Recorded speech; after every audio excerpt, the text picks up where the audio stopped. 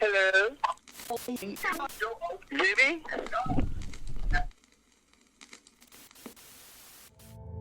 This chapter might get me into trouble. With that being said, I am not suicidal in any way. I love my life, I love my kids, and I've been a pillar to my community for over 13 years. Most importantly, the love I have for the state of Arizona is unearthly. It started as a kid in 1987 when my mother and I visited this church in the Phoenix area. I saw these stone maps while we were given a tour of the facility, and the priest said they led to gold and silver.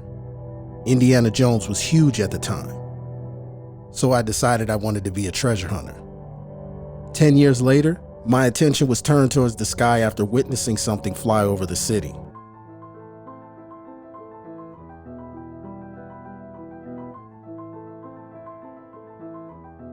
Over the years, the hunt for treasure shifted into a thirst for information on the unknown objects above. I've traveled the world for knowledge. These eyes have seen things that many will not be able to. It wasn't until October of 2011, on a trip to the Asia Minor for a research paper, that ended up being the most fruitful.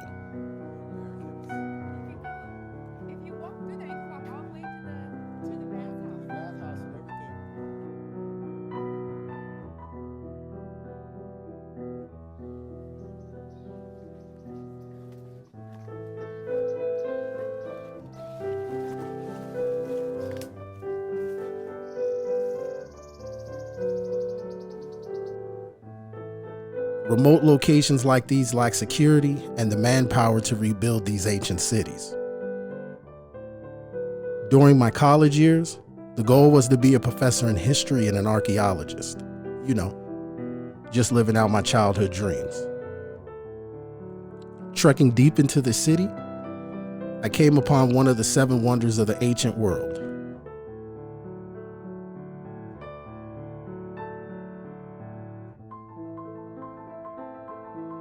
Hidden passages, relics, statues are all within arm's reach. But then I came across the most important find of all. The information that was uncovered led me to an unexpected yet familiar location. I'm not supposed to talk. How do I say it? I've always known I'm not supposed to be talking.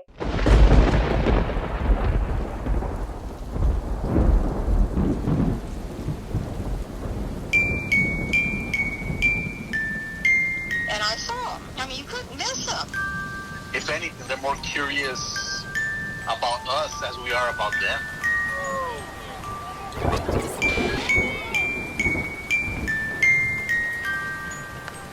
They wanted to borrow the ending, or borrow the negative.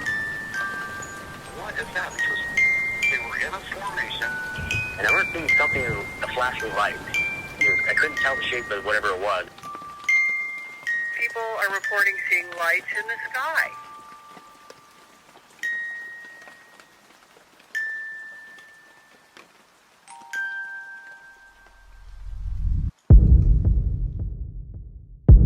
What do we know? New planets are discovered almost every day. Many of them similar to the place we call home. These discoveries have caused many to shift their thought process to the possibilities of other life forms inhabiting these planets. We are not going to show you any aliens or little green men. However, we will show you things in the sky that you may be unfamiliar with. Some in which we can explain, and some that we cannot. Understand this, they are real.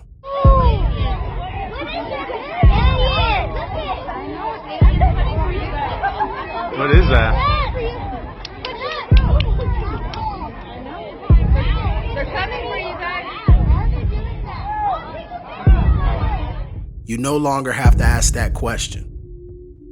In this chapter, we will explain why you should get away from using the acronym UFO. The conversation shifts towards aliens, That's not always the case. Instead, we will say unidentified flying object or unexplained aerial phenomena. We will give you a crash course into the differences between the two, how to identify, accurately categorize them, and when their visibility is at best. You will also hear from credible eyewitnesses and their experiences. You will understand why the government insists that you stop saying UFO, but instead call these sightings in the sky.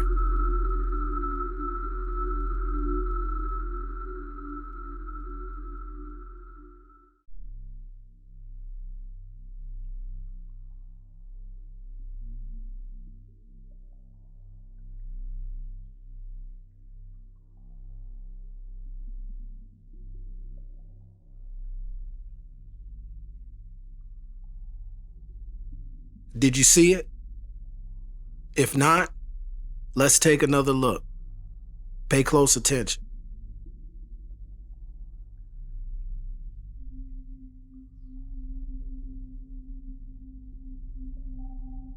Was it an unidentified flying object or an unexplained aerial phenomena? Let's understand the differences before you answer that. 99.9 KEZ with Beth and Friends. So on Twitter, I saw this topic. What's a story about you that is absolutely true, but people would think it's a lie? All right, it's not a lie. Absolutely true. Good morning, Elizabeth. What's your story? Well, good morning, Beth. And by the way, I just emailed you guys a picture of it. Way long time ago, I was driving west on Camelback Road. I was just south of the Luke Air Force Base there at Litchfield. And 6 fighter jets took off. And at the time, I'm thinking, night maneuvers, because there was the tensions in the Persian Gulf. And then I'm thinking, those guys look like they're going off to fight. And when I look up to my left, there's this big, huge UFO up in the sky. And I just pulled up the picture. It looks like 3 orange balls of flame or light or something. Make it bigger. You'll see the big black triangle that they're attached to. All right, let's see here. I'm trying to see. Big upside-down black triangle, but that was it. And the thing was... It was just huge, and then as the fighter jets got closer and closer to it, all of a sudden the thing just disappeared, just like flicking off a light switch. Now, how did you just happen to have a camera with you? I mean, because we didn't have camera phones at the time. No, I didn't have my camera with me. This particular picture was actually taken by a friend of mine. He was like 30 miles away, and he was stargazing. He gave me a copy of the picture, and I put it on my phone. So he saw it too. But I was right under it. So your friend saw it too? Yeah. It all starts with an unexplained experience.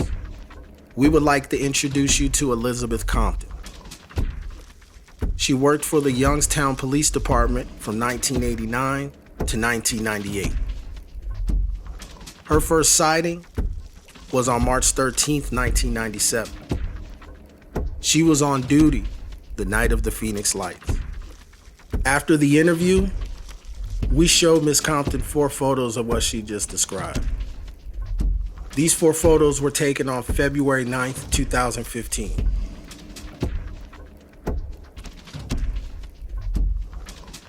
I witnessed and photographed a solid red ball of light near an airplane.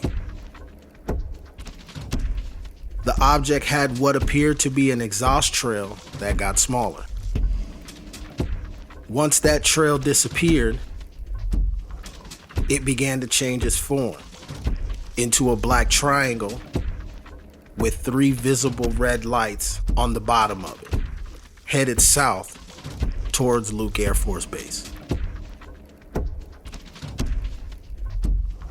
This sighting would have been categorized as a UAP. However, the red ball of light changed into a black object. It was flying, and it was identified. That does not mean that its origins are extraterrestrial.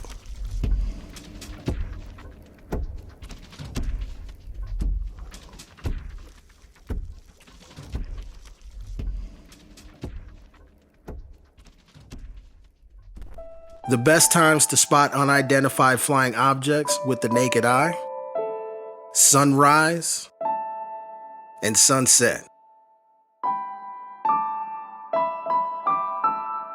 The concentration of light increases as it is deflected up into the atmosphere. During these hours, the refraction of the sun's light scattering is abnormal, causing trouble to unidentified flying objects by disrupting the natural blend in the sky.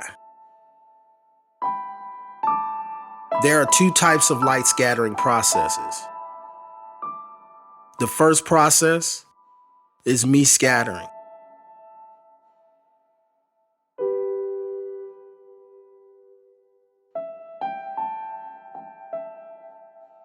The light is deflected upwards, bends, and enters our atmosphere, generating well-lit, multicolored skies. The clip you are about to see was filmed on March 30th, 2019. We received this clip of a fiery cigar-shaped object heading west towards the setting sun.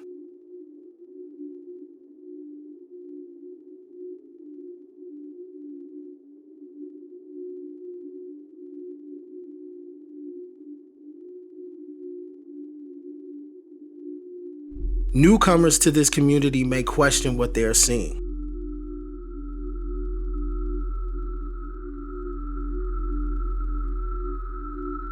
By knowing how light is scattered, we were able to identify this craft. Were you?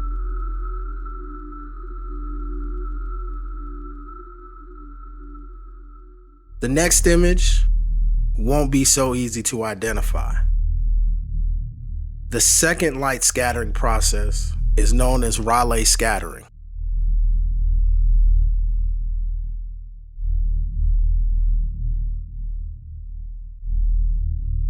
These are the toughest times to capture unidentified flying objects and unexplained aerial phenomena.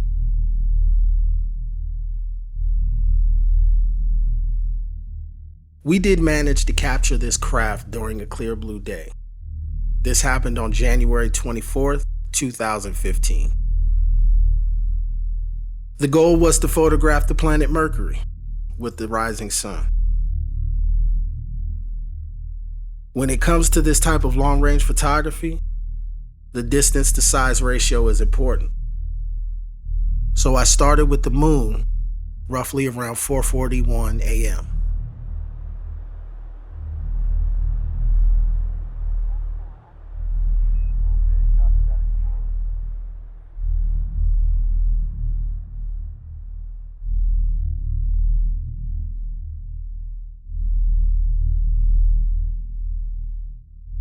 While tuning my camera on the moon, I noticed something in this image.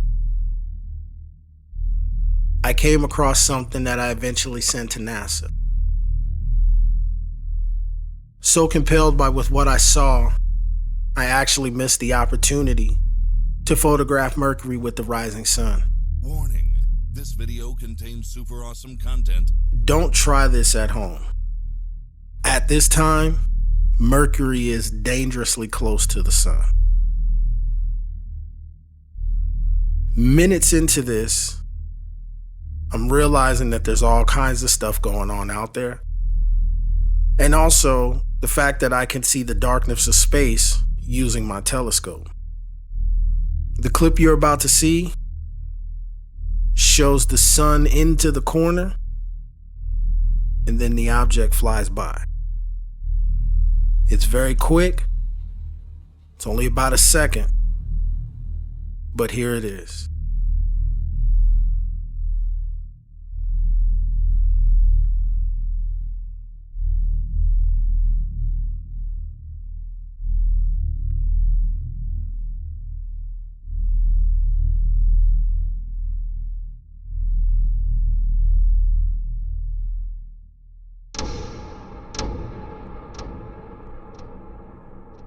An unidentified flying object can be identified. An unexplained aerial phenomena, that's a little bit different. You can easily tell that it's not a balloon. You can zoom in on it with your camera. You don't see any aviation lights.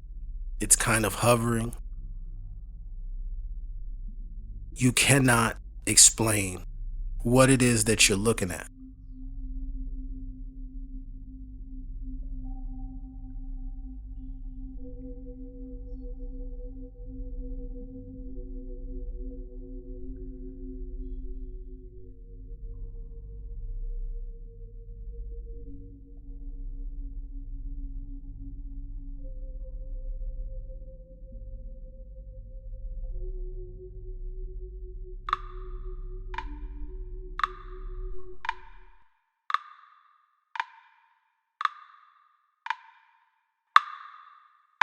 We have dates and times here. You see that? Yep. Clive, November 24, 2015. I saw a light appear out of the darkness. It was 3:13 a.m. in the eastern sky. I took photos over in series of 2 hours.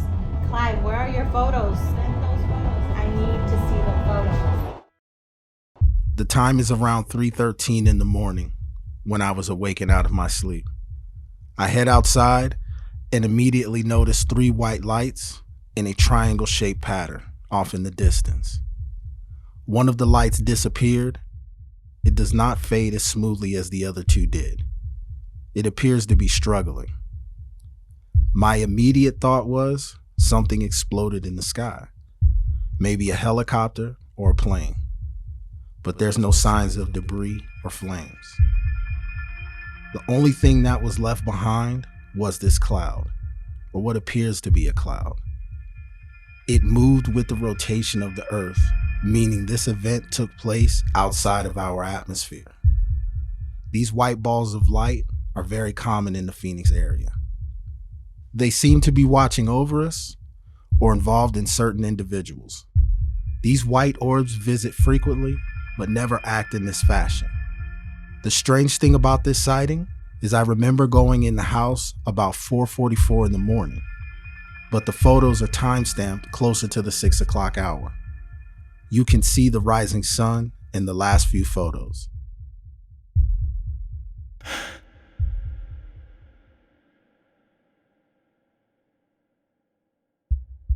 To understand this next sighting, you'll need to know the basics on how thermal imaging works.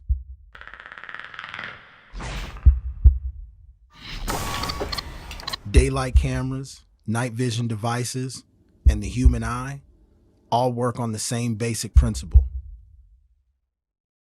Visible light energy hits something, bounces off of it, a detector then receives it and turns it into an image.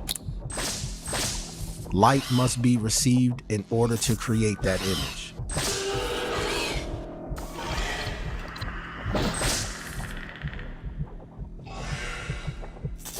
We still call them cameras, but they are really sensors. How do they function? Forget everything you know about how cameras make images. IRs make images from heat, not visible light. They detect more than just heat. They detect the tiny differences in heat.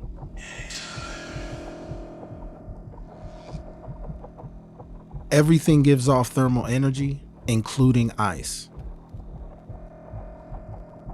IRs detect these temperature differences and translate them into image detail.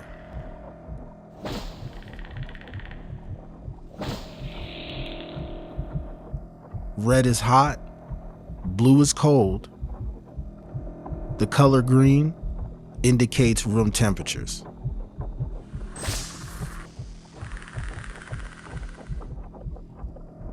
This sighting still remains unexplained. The night started photographing the planet Venus, which can be quite tricky due to its composition. Come here.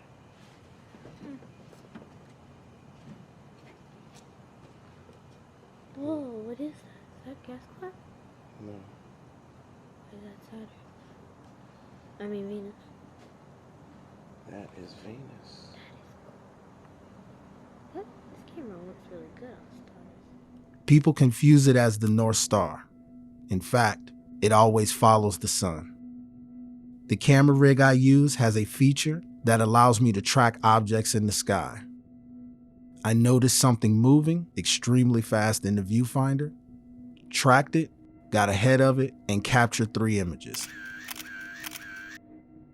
Here they are. Remember the basics of thermal imaging. They are made from heat, and they detect the tiny differences in heat.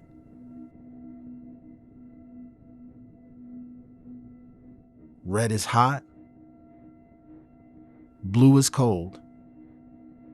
The color green indicates room temperature. We're not even going to try to speculate what this could be. If you look at this last image long enough, you can't help but feel like something is looking back at you.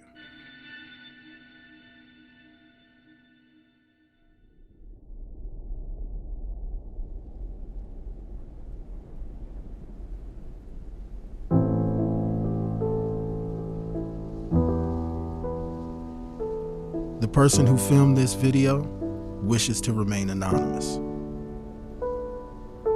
During February and March of 2017, she witnessed unexplained aerial phenomena for 27 consecutive days. The sighting took place right after I moved out of my condo and into my new place on Ironwood Drive.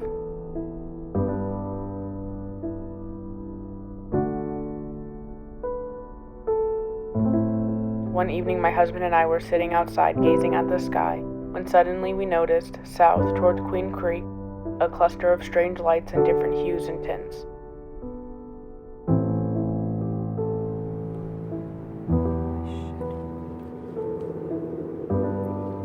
Holy shit.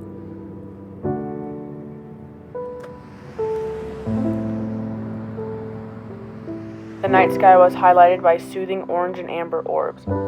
I looked at my husband in astonishment and asked, "What is that?" The sky suddenly lit up, and a formation of egg-shaped lights appeared out of nowhere over a populated area.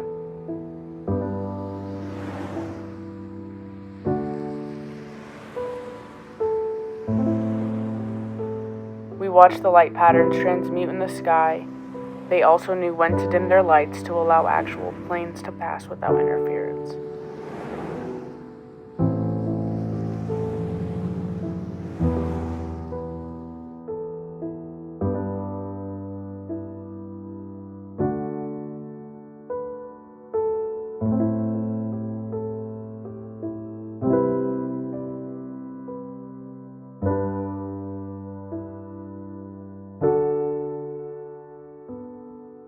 From where we were standing, it looked very close, but in actuality, it was further in distance.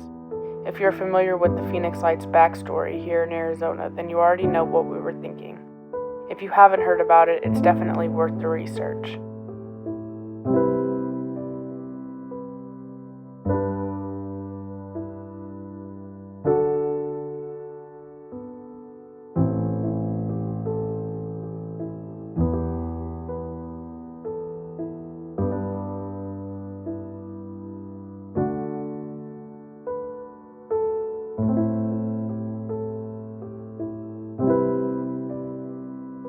I reached out to the local news and airport looking for answers, only to receive a response of, "There are no radar reports or alerts of such occurrence." I couldn't believe, as undisguised as they were, it didn't make the news.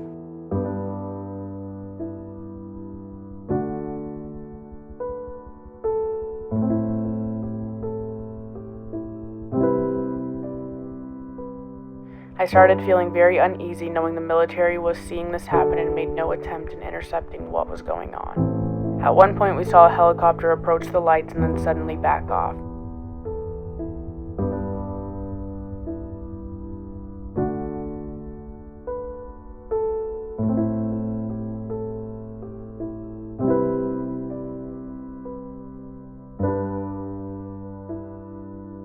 I knew what we were looking at wasn't military because where the lights were hovering was a populated area and would be unsafe.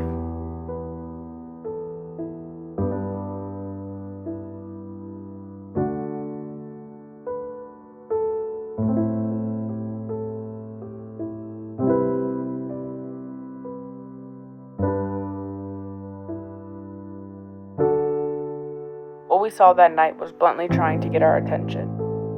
It shows the lack of awareness society has for our skies, and I have a feeling they are knowingly exposing themselves to us.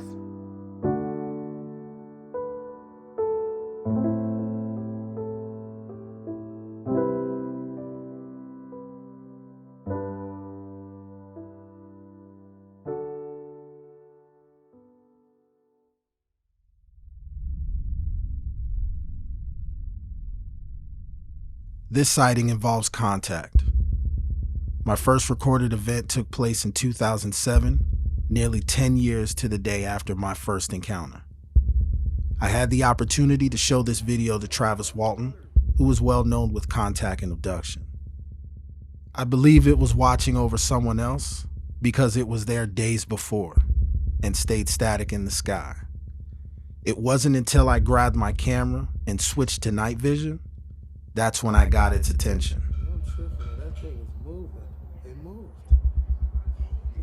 At the time of filming, I was unaware of what was happening. The first sign was the sudden movement to the left. My confidence grew seeing this action. Anything that big and bright in the sky would have to be a planet. It's not a planet. During March in Arizona, planets rise at an angle starting in the east. The rotation takes them to the south, and then they set in the west.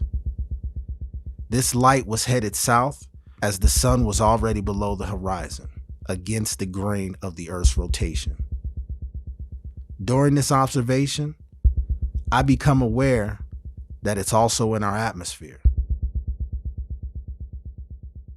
I'm facing directly west, observing this unexplained aerial phenomena. While observing this UAP, its behaviors were very odd. It was trying to mimic a planet in the night sky, but it just couldn't get it right.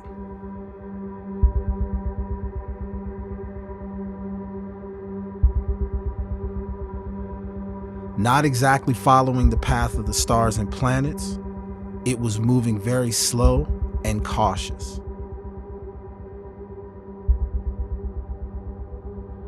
But watch its behaviors.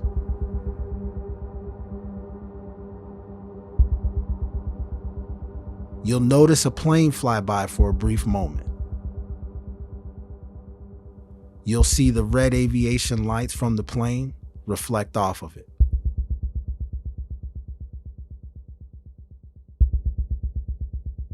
It's definitely in our atmosphere.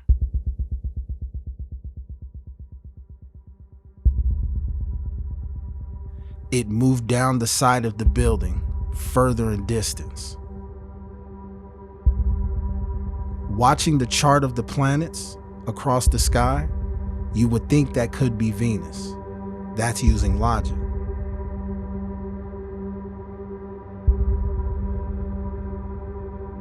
The time that this video was shot, which was around 8:57 p.m., Venus was much closer to the horizon, which would have put it behind this building about an hour earlier.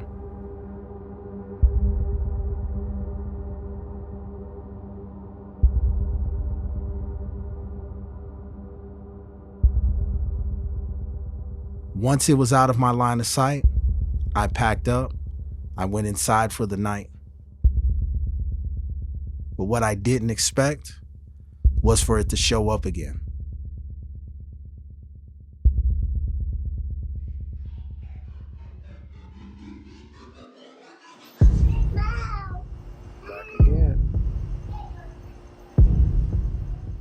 On this exact date, 10 years prior, while working at Sky Harbor Airport, I witnessed my first sighting during the evening hours.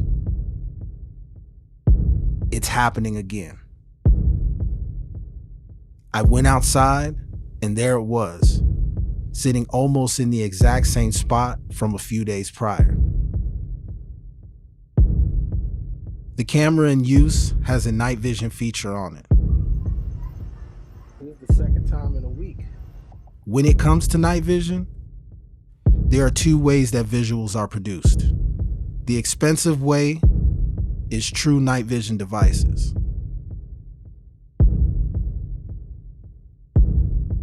The cheaper way involves a feature that's built into the camera. Hello, Jenny.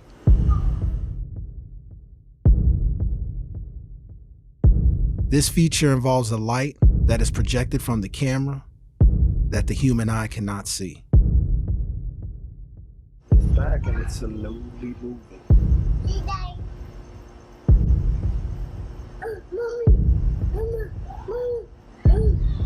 During this second sighting, I only filmed for about 7 minutes. March 10th, 2007. This is crazy. The second time in 1 week.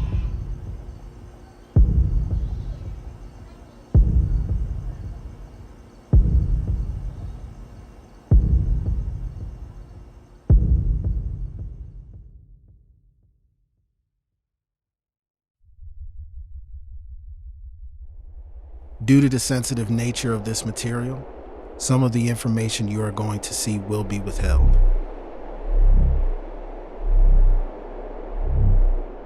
Look at these two images closely. This took place near Tucson during the sunset hours. Most people, even experts, think it's a photo taken inside of a moving vehicle, like a raindrop on a windshield. When you look at the uncropped image, you quickly realize that this photo was not captured inside of a moving automobile. What would have caused the light to bend in front of that rainbow? The one thing we know is this: mist scattering disrupted the natural blend of the sky, causing this phenomena to take place. Before we go into our next interview, let's take a look at the video in the beginning of this chapter. Can you spot the sighting and determine whether it's an unidentified flying object or an unexplained aerial phenomena?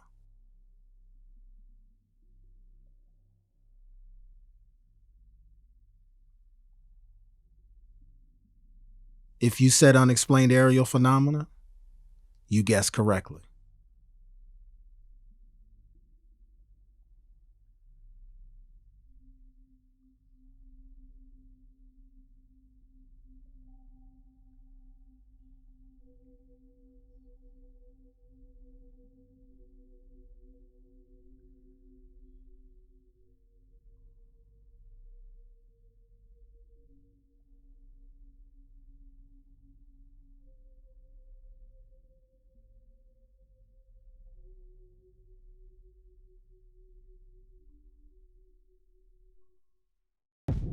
This next interview involves a gentleman named Martin. He came to us with visual evidence of an unexplained aerial phenomena that eventually flew into the airspace undetected at Luke Air Force Base. Listen to Martin's remarkable story about what he saw living right next to the base. See, I was sitting outside in the backyard, and because Luke Air Force Base right down the street, you know. Actually, it's about 2 miles away from my house, and usually every day you can hear the planes coming in about 6 o'clock, 7 o'clock, and they make an enormous amount of noise. I'm sitting out there having some tea, and with my dog out there and stuff, and I look to my right, so I'm looking north, and I see this real bright light up there.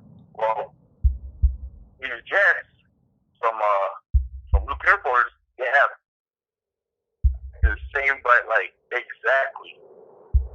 So during the day, I mean, it's like you're looking at a bright star when they're coming in. So I'm looking at it, and I said, I'm thinking to myself, as I'm drinking my tea, I'm thinking to myself, well, they're going to be passing by in just a little bit.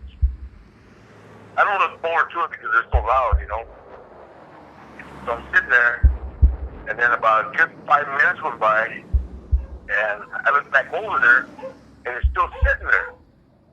And I'm like, what the hell, man? I mean, go, it didn't even, it's just sitting there, you know what I mean? And it's not flickering yet. On the video, it shows that it's flickering, you know, because if you look at an airplane, okay, with your phone, the lights don't flicker. You understand what I'm saying? When you're looking at an airplane with your phone, you know, try recording it, you'll see that the lights don't flicker. But this one, when I started recording it, the lights were flickering. But when I was staring right at it, there's no flickering. So let me go back to where I was sitting there, and I'm looking at it, and I'm going, man, this thing is just sitting there, you know what I mean? So I go, thinking to myself, you know what, I'm gonna stand up and walk towards the end of the patio to get a better look. And when I got up off the chair, the lawn chair, and I walked halfway to the patio, no kidding, man. Now I'm estimating this thing must have been about a good 5 miles away. Okay, because of the height and it's just you can almost tell how far it is. You know what I mean? Just by looking at it. On the phone, you can't. You know, you can't determine depth. But as you're looking at it, you can determine depth. You know how far it is.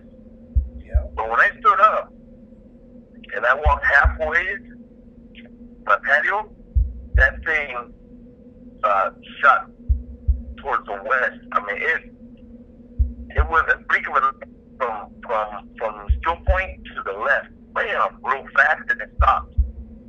And I stopped in my tracks, and I was freaking out. And I was like thinking to myself, what the hell did I just see? So I'm looking at this thing, and it darted to the left, which is going west. And all of a sudden, you know, I started walking towards the end of the patio, and that thing just dropped. Boom! It just dropped the same way it went to the left.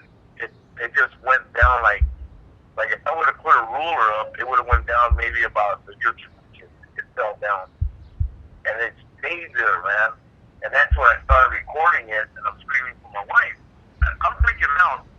Sometimes I have binoculars in my head, and I didn't even think about even looking because I was stunned, you know, what I was looking at. So she comes out, she says, "Let me see the binoculars." I gave them to her, and she's looking at it. She says, "It's so bright, but I can't even tell what it is." Okay, here's the look. And it's not a helicopter. It's not, babe. I just seen it go. It's just freaking me out. It went up and down. It just stayed in one spot. Yeah.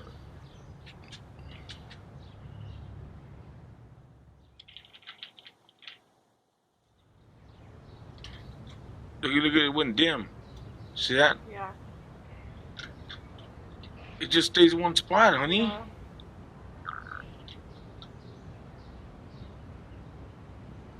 You don't have nothing on the stove, do you? Yeah.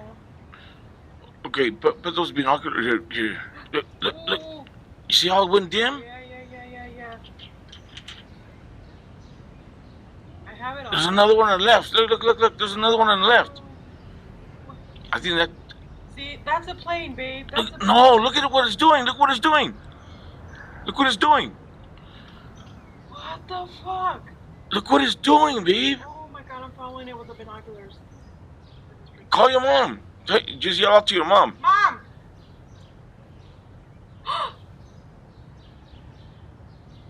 And that's the Air Force that went over there, babe. Mom! Hey, Mom, look at this light. It's a UFO, suegra. Ma, it's not a plane, Ma. Lo mira. Esa luz que va bajando. Sí, no es avión, ma. Look how it disappeared. Look how it stopped right away. It stopped right away. It just stopped right there and it se fue otra vez. Ma, that's not a plane. Are you seeing that, babe? That's a UFO, man. Where'd it go? There it is. Where is it? It's right between the trees over here. Oh my God, man. It's right by having this underneath the clouds. Oh, I see it. Ma, that's not a plane. Porque un avión. Look at the cells going down. Cells going down. Yeah, it disappeared. It disappeared. Look. There goes the lights. Look at the jets up there. Why are the jets not seeing it? Oh, they know it's up there, babe. Mira, now it's just there hanging out. Huh? Now, yeah, look. It's just right there, huh? Mira.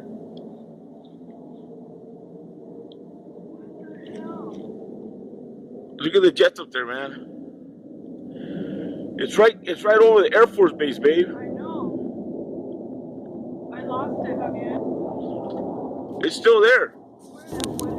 I can't even see a shape. I can't see nothing. It's just so bright. Like if you're looking not at the sun, but it's just like looking at a silver star, but it's just so bright you can't even see the radius of it or anything like that. So, I'm looking and I'm telling her, look, man, it just freaked me out. It moved over and it did this, and I don't know what to say. And I looked at her and I said, do you see it? She goes, yeah, I'm looking through binoculars. I can't believe that I'm seeing this thing. So I had the camera and I see that I thought it was another one, but it was actually an airplane that was going by. Okay? Now, if you're standing at my level, which is ground level, and you're looking straight up at it, that means the airplane was way below the object. Even though it looks like it's above, it's way below, which means if I was standing eye level, which is maybe, say,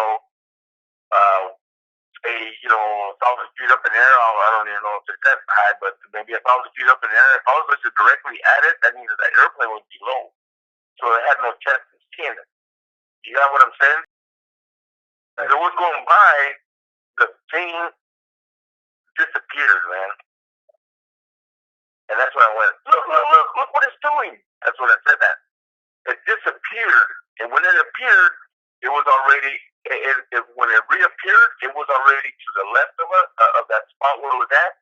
It reappeared. It must have been like, I would say, at the distance of where it was at, maybe, a quarter mile away from the point where it was at when it reappeared. And they just booked it, man. It started taking off towards the sun, And I'm taking video of it as much as I can. But when it went past the tree, past the little house, and it was in between the house and the tree, it disappeared again. I go, look, it disappeared. And then it reappeared again, and it was still moving, but with a drop of a dime, it stopped in midair again. And I go, no, it stopped. And then all of a sudden, it took off again. But now when the film, or I'm filming with a phone and it's already towards the sun, you can't see it because the sun, of the glare of the sun. But we can clearly see it. And it went all the way towards the west where the mountain was at, and then it hovered. It went down really low, and it hovered. It hovered, man. It just stayed there. And that, I think that's when my phone just died out because maybe I didn't have too much time or data. But it hovered right there, and it all of a sudden it went up, and it just went over the mountain, took off to the west, to the left. Well, you know what? I went to Luke Airport Base with it. The next day, I went over there. I told him, hey, I think you guys have a problem.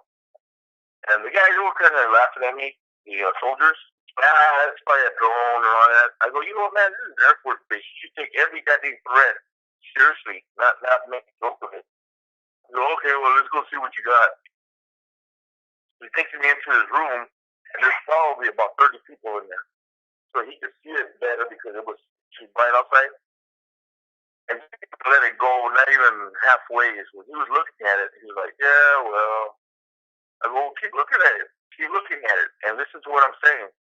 And he's looking at it. And when he sees it move, he says, okay, well, hold on. Let me call the investigator. So right away, he calls this investigator. And he says, I think you need to come out here. There's something you need to see. And they asked him what it was. He goes, well, unidentified object. And I go, you know what this thing was doing, it was looking at the Air Force base. It was checking you guys out. I go, if you don't want to take that serious, I think it's serious. If you don't know what it is, well, then you guys better investigate and find out what it was. And then the guy comes, investigator, about 15 minutes later, he comes, in the truck. And he's looking at it, and he's like, can you send me a video? Send me an email. So I did. I sent him the email and everything, and then he gives me his card. And he never got back with me or anything like that about it. But you know what? You know what's crazy? For 2 weeks, these jets weren't flying. For 2 weeks. They take off from here every day. They don't stop until about 11, 12 o'clock at night coming back in from wherever they were at. Man, they didn't even go nowhere. They were grounded for about 2 weeks. You know what's weird is when they started flying, they wouldn't even leave the area. They would fly around the Air Force base. They deploy. They take off the runway, these sharp turns, and they fly around the Air Force base, and they would land it again. And they were doing that for about a week, and then they don't take off from the north side anymore. What happened? Where did it go? Why was it over Luke Air Force Base? In between 2001 and 2015, there was a study conducted by Linda and Cheryl Costa. They took the number of UFO sightings over this period and broke it down to the county level. Number 1 is not surprising, but number 2 beat out 36 states.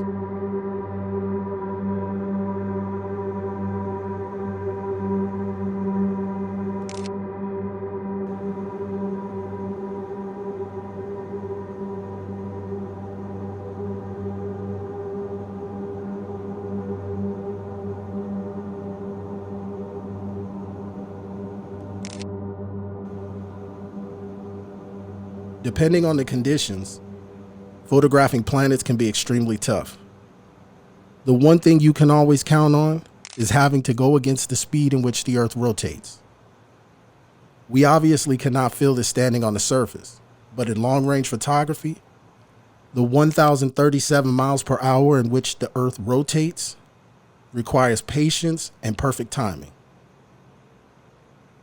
In 2015, a new passion grew on me. Similar to photographing planets, it required timing of fast-moving objects that were sometimes airborne, that radiated colors from both ends of the spectrum.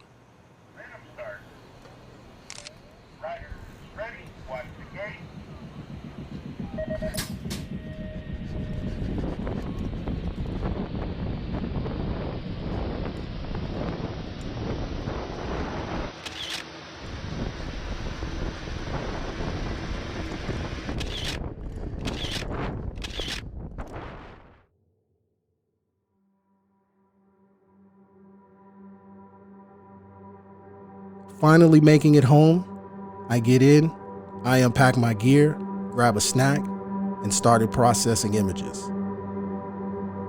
Upon finding the pictures that were requested, I see something that shouldn't be there. Remember thinking it was lint, so I double-checked the image. That's not lint. A black triangular craft with what appears to be an afterburner or headlights on the top in these photos. No conventional exhaust trail. Its surface is black with a V-shaped body, 3 access points, and it appears to be hovering. Being that Deer Valley Airport is right there, that cannot be a drone. I'm definitely on to something. I decided to send the images to a good friend known as the Alien Hunter. His name is Daryl Sims, hand-selected by the CIA while he was in the military. He eventually resigned to become the Alien Hunter. Now, before you go off the deep end with this information, think about it for a second. He was hand-selected by the Central Intelligence Agency. Everything you need to know about unidentified flying objects extraterrestrials, unexplained aerial phenomena, that's probably the one place you want to go for that information. He resigned and started hunting aliens. Upon emailing Mr. Sims the photos of the V-shaped craft and the black helicopter, I also gave him a timeline of how it happened and what took place.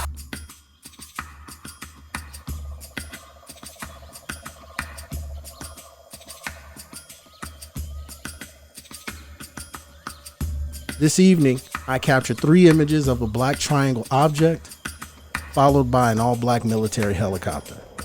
Moments after, going in the same direction, heading south. Altogether, I have about 13 images. 3 of them are of the triangle craft, and the rest are of the black helicopter. Here's attachments of close-ups of the black triangle.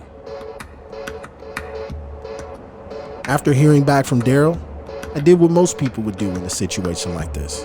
I posted the pictures to social media. This action was a blessing and a curse. Listen, when you witness something and obtain photographic or video evidence, be careful of the social media platforms you post it to. Trust me, you never know who's watching. I posted these images to Facebook and Instagram, just to show family and friends. Daryl immediately passed the information to his investigator, Seffi. I'm introduced to Seffi. Hi there, I'm Seffi, and I would be happy to take a look at the photos you sent Daryl. I need to see the original photo files. You definitely have got something interesting there. Please send the original photos to this email address. Make sure you send the files as attachments to keep the quality at its best for analysts. If possible, send other photos taken at the same time, even the ones without the UFO. It would really help. Thanks, all the best, Seffi. In the 3 photos of the unidentified flying object, it's stationary the entire time. Even though the photos may look like it's moving, it's my camera that's following the rider in sports mode. The second and third photo show a perfect solid white object attached and divides in the third image. Within 10 minutes, there was a black helicopter spotted from the north heading south. There's an airport just south of the location named Deer Valley Airport, here in North Phoenix. Someone there could have seen it as well. Let me know if the images came in clear. If not, I'll send them from my computer.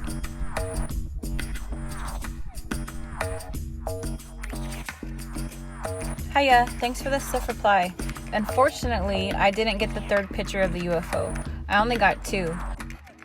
This email I'm replying to you on is the one that was missing the attachment. Maybe you can try and resend it to me. I live in the UK, so the time difference may make my reply seem slow to you. I'm working on this today. All the best, Steffi. Hello again. I have some questions to you if you don't mind. I always try to put myself in the photographer's shoes. I'm not a professional photographer, but I have been having fun with my DSLR for the past couple of years. Did you see the UFO before taking the photo? If so, what made it catch your eye? Did you watch it hover? Did you see it leave? Did it move away, vanish when the helicopter arrived? How long was the UFO in the area? Thank you for your help. It's very much appreciated. All the best, Steffi.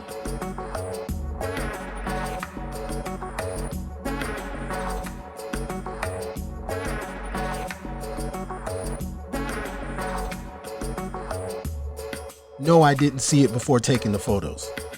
As the pictures were being taken, I did see something but dismissed it, as I thought it may have been lint on my camera or something flew off the rider. I checked my lens and there was nothing there, so I dismissed it and moved on. Then I saw the black helicopter with the naked eye and began to photograph it. That's when I thought to myself, did I really capture something? It wasn't until I got home and went through the images. I was about to post on Instagram, and that's when I noticed the object in the photo. That's when I put it all together. These are great, thanks. This is going to be a big report. I'm enjoying this one very much, especially since your pictures are so nice. I have the same camera as well, so I can really feel these pictures. Thanks again, Safi. The images were taken at a location called Black Mountain BMX. Deer Valley Airport is less than a mile away. The object was right near the airport.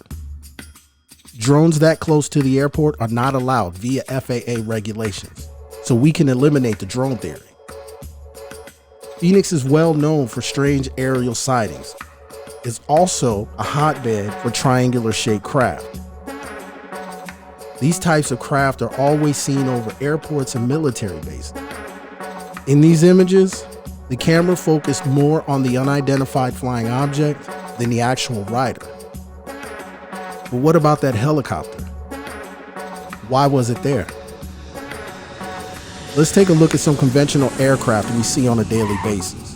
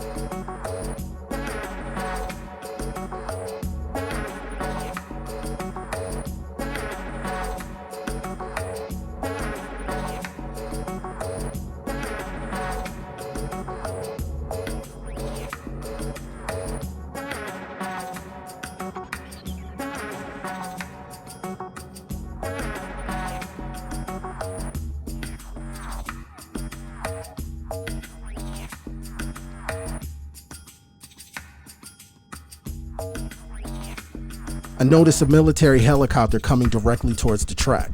Flies over the track, then makes a right turn heading south, circles Black Mountain, heads west, and lands at Deer Valley Airport.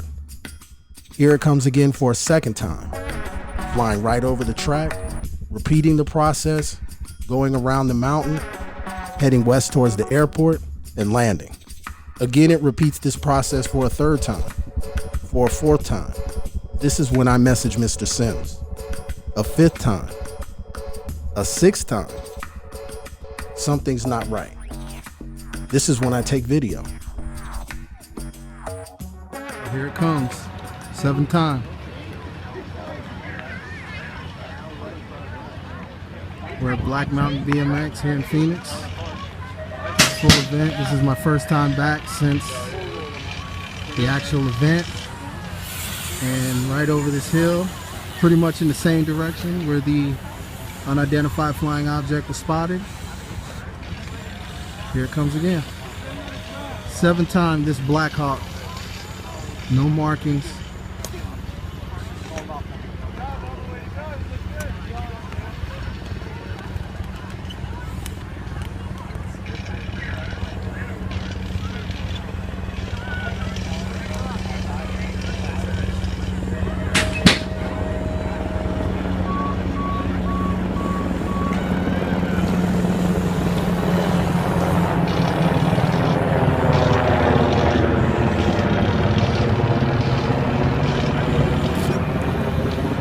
So crazy.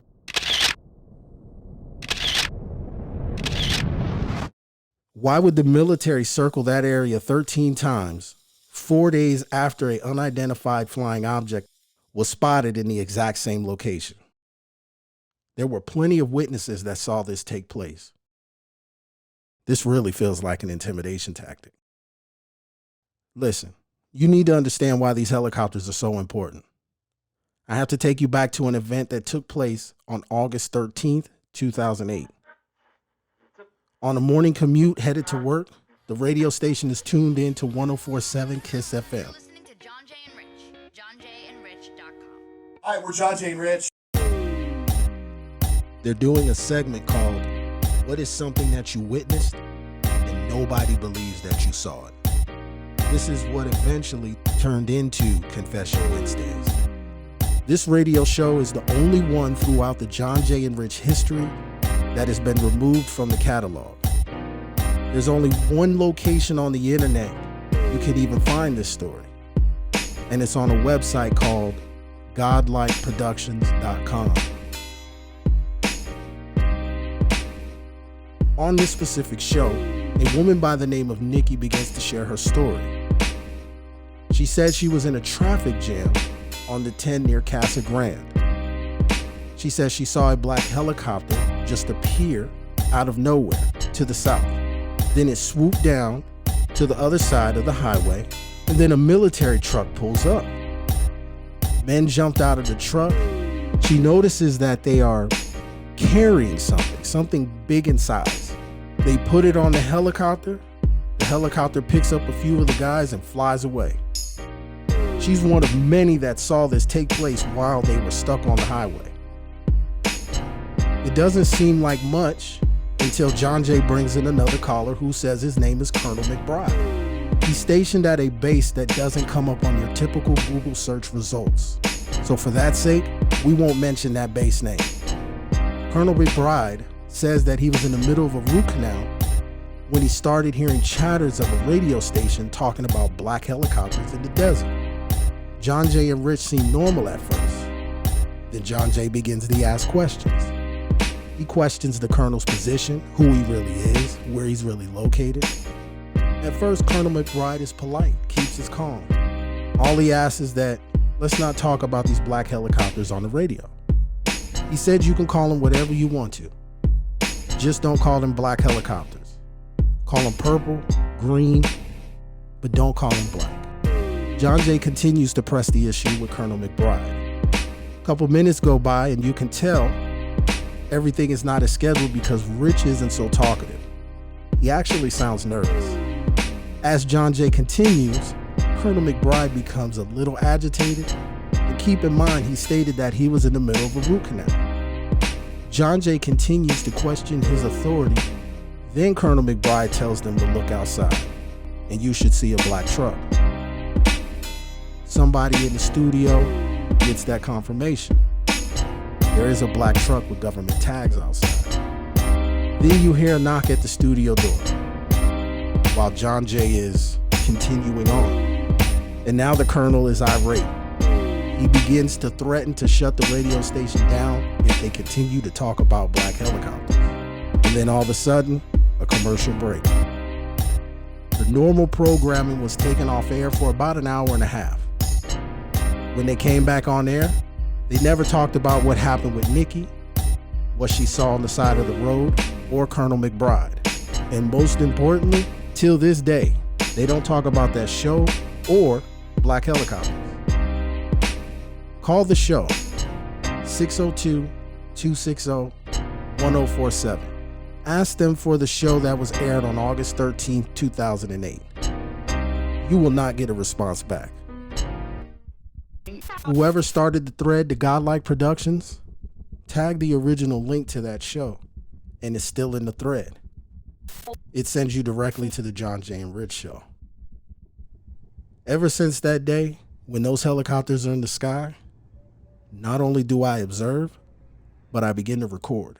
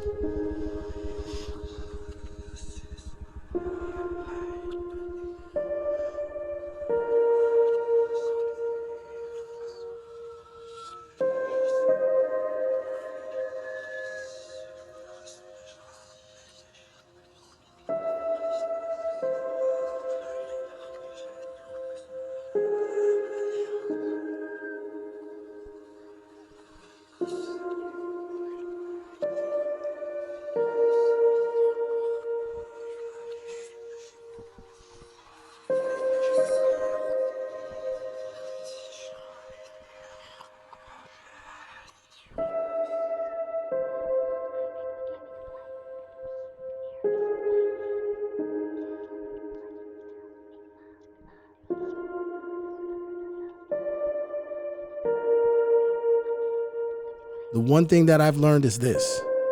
Almost every time there's a UFO in the area, these helicopters soon follow. And then it hit me. On August 8th, 2015, as I was looking at this image of the rider, there's a black dot in the cloud. I actually photographed the helicopter almost nearly the same time as the UFO. See, this rider is coming through this turn, and at Black Mountain BMX, where this rider is at, he hadn't gotten to the position for me to take the pictures that the UFO is actually in. So I missed my opportunity to capture more images of the unidentified flying object. I couldn't see it. The images of this helicopter were actually taken before the pictures of the black triangle and the rider. It was there. But more importantly, why would they show up 4 days later on August 12th? The very next operational night when it comes to Black Mountain BMX. Why circle the track 13 times? What would that helicopter want over that area? It really felt like an intimidation tactic. But then I got Seffi's last email. Hi Daryl, hi Clive. It's interesting that the Black Hawk was circling over the BMX track again. Did it head off in the south-southwest direction when it left? If so, it would probably be heading for Luke Air Force Base. You got a couple of lens flares off the Hawk's brightest light at the front in the 2 photos you sent me. What could a Hawk want over the track? If the police were searching for something, they would use the police chopper, not the attack chopper. There are a lot of open spaces around the track. I was checking the area on Google Earth. It's interesting that the mountains in the area are called Black Mountains. Do you have any other place names in the areas with the words like Devil's Creek, Devil's Perch, and more negative places named designed to remind people not to go there? I always found that really interesting. They are all over the world. I wonder if every place with a title like that has UFO sightings. I was just looking at the roads around the BMX track. There's one called Quartz Rock Road, Black Hill Road is another, Thunderbird Road, Superstitious Mountains, Fort Apache Reservation is west of the BMX track. I bet they know more about the Space Brothers than we do. Granite is found in the area. There are quartz crystals running through granite. That's what makes the sparkle in the sun. Granite was commonly used for the construction of megaliths around the world. Tests are run to compress granite under the tremendous weight. This compression creates a piezoelectrical charge. Very interesting. To think there is granite running under loads of homes in the world. I wonder if a large concentration could cause Brown Mountain lights, Marfa lights, Hesdalen lights, Norway. Seeing as Phoenix is southwest of the BMX track, and we know the area has a famous UFO sighting, also reported to be a delta or boomerang-shaped craft. With all that in mind, I would be ready with my cameras whenever I went out around here, just in case. Your previous photo of the delta-shaped craft was very interesting. You've definitely got something there. UFOs found on the photos after they were taken are seldom unusual and can be explained. If someone has just taken pretty pictures of the sunset, for example, they will see lens flares on the photos afterwards. They couldn't see them when they took it, so it seems strange. Your delta-shaped craft is not lint or lens flare. It's an aircraft of some sort, alien or human, I don't know. Did you happen to check to see if the air shows around you at the time were showing any of the flying wings? I wonder what the UC-60 was up to. All the best, Seffi. They weren't trying to intimidate us. They were searching for something.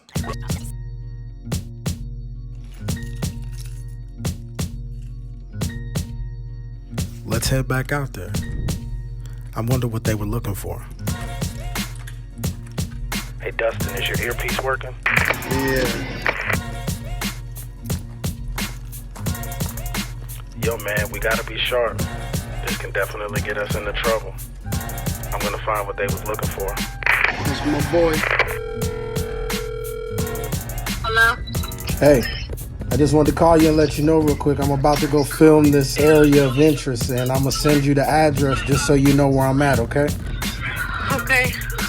Do I need to be worried? I definitely could get in trouble, but it's best to do it at nighttime, so. Be careful.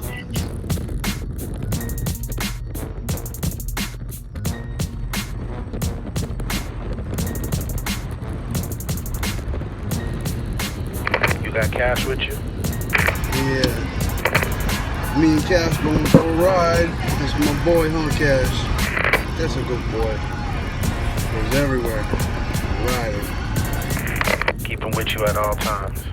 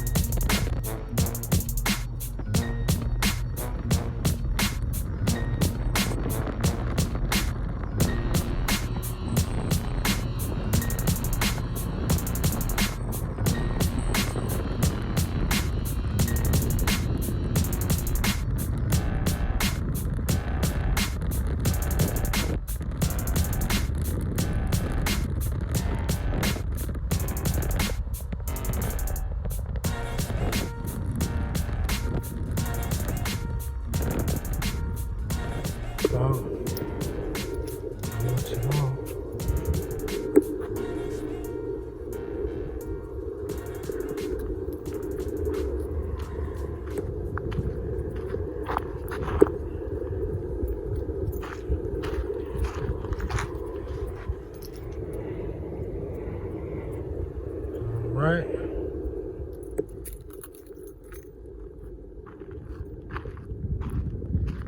Yo, gotta get out of here, yo.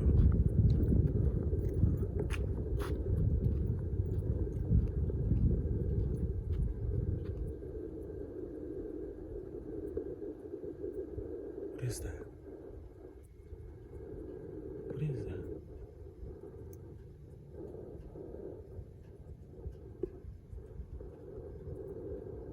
You hear that?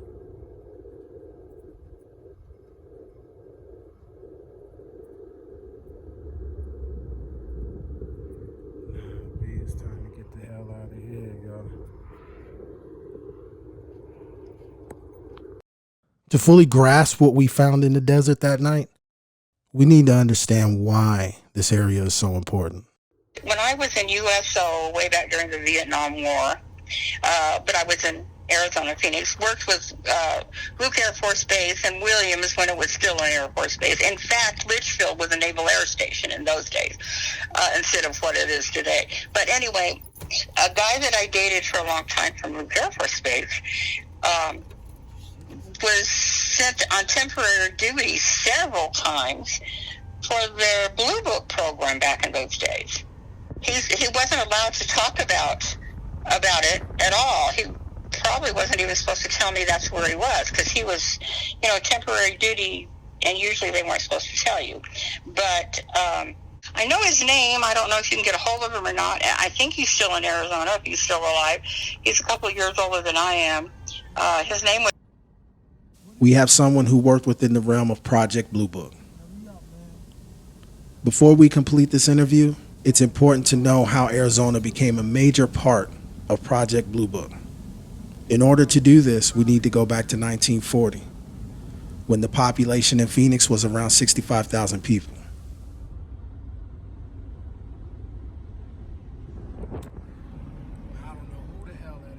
Hello, my name is Clive Christopher, creator of Extraterrestrial Man-Made. First off, I want to thank you, the viewer, for watching the film. I hope by now you know the best times to spot unidentified flying objects and unexplained aerial phenomena. With unidentified flying objects and unexplained aerial phenomena being put into content in a state that houses the most reported UFO sighting in history, the Phoenix Lights. What we're going to do with the next installment is we're going to dive into the past a little bit. Phoenix, Arizona wasn't supposed to be the city that we know in present day. In closing, thank you for watching, and start to ask the question, is it extraterrestrial or is it man-made? I'm serious. If it wasn't for my stepson and my stepdaughter having seen the same thing I saw, I would have thought I was crazy, man. People are reporting seeing lights in the sky. remember, driving down I-17 and seeing this odd configuration of lights. And I want to say it was probably about 6 lights, like I said, in a V formation. And then we look north, and here we see these lights coming directly toward us. And the military, the Air Force Base had said something about it, but it was just some, BS, whatever. Well, and I mentioned that I grew up on air bases. My dad was Air Force, and I grew up, so I'm familiar with the sounds of planes, looking at planes. I mean, I was on the base. And then all of a sudden, off in the distance, like the far distance, we could see like a bluish color. I want to say maybe like not even like navy blue, like a lighter blue color. Like the sky just turned, like it went almost like an explosion. Blue color just flashed on and then just like off it went. And we're like, whoa! I'm like, wow! And my brother's like, did you just see that? I'm like, yeah. We saw coming out of the Estrella Mountains these red lights that appeared to be just one aircraft. It had lights on the front of it, and it was more shaped like a boomerang. But as we got closer, we realized it was not just one aircraft. It was multiple aircrafts flying in a V formation. So I would drive through the main drag from Flagstaff all the way through around to where she lived, and I had to pass by the mountains. And it was over on that ridge that I saw those lights. Everybody saw clearly from the street. No one could have missed them. Like not spotlights, but like light bulbs. That's light bulbs suspended in the middle of the air. They were in a formation. They were in kind of like an arc, kind of a little arc. It wasn't necessarily a straight line. Dude, they're real, man. If you stare at the sky long enough, I tell people you just gotta stare at the sky long enough, and you will see these things. And as it's coming over the mountain, I can see it. I can see the tip of it. It was a V shape, and I could see the tip coming over the mountain. So I stood outside of the truck, and I watched for a minute, and slowly it just went over.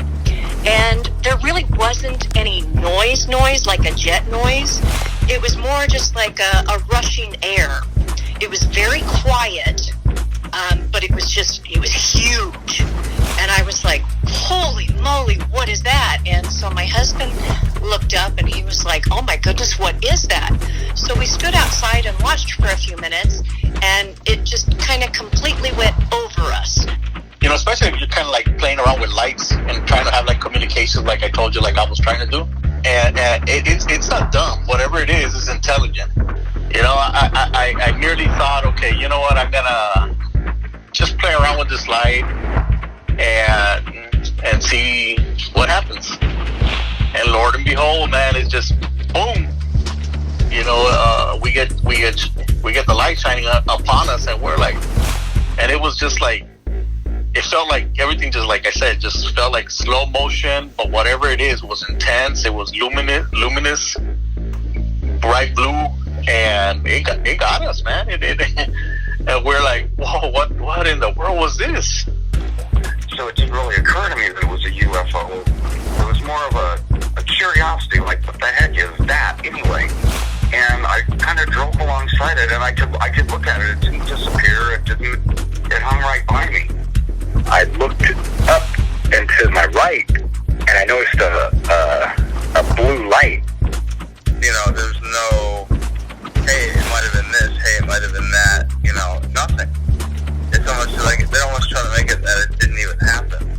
There's been no explanation as to what it is, but thousands of people saw fucking giant aircraft fly over Phoenix metropolitan area. And I saw them. You couldn't miss them. All you had to do was look up. Or what? Nobody really knew what it was. It was just V-shaped lights, and to me. And the first thing I saw, before the whole big Phoenix lights over South Mountain, the first thing I saw was the same week. And I remember being just on that freeway, just east of what will be Sky Harbor. And I remember seeing something, a flashing light. I couldn't tell the shape of whatever it was. It wasn't a huge thing. But I saw what I thought was a helicopter flying. And then I noticed behind it there were two other planes kind of offset from each other flying behind it. because of the height and it being night, I don't know how far they're behind it. But they're just tailing it, and you can see it kind of weaving and going through the sky, and they're following it. And all of a sudden, the thing that calls the helicopter just is zipped off, and those jets, what ended up, what I could tell by them, were jets. They took off after it, and about 2 seconds later, they hightailed it back, did a U-turn, and off they went. So if you can just imagine the 51 freeway going north up to